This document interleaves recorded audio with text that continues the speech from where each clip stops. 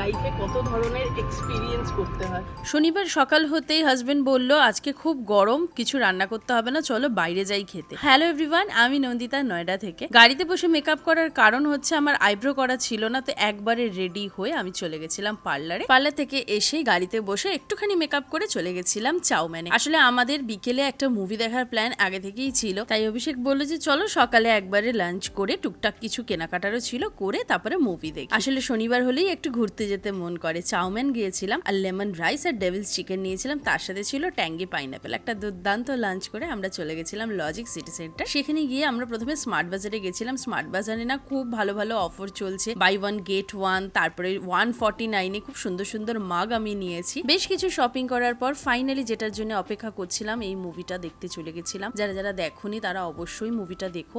আমি আর মুভি নিয়ে বেশি কিছু বলবো না, কারণ অলরেডি একটা ক্লিপ ইউটিউবে দিয়েছিলাম বলে কপিরাইট স্ট্রাইক খেয়ে বসে আছি 90 দিনের জন্য। যাই হোক, তোমাদের সাথে আবার পরের ভিডিওতে কথা হবে।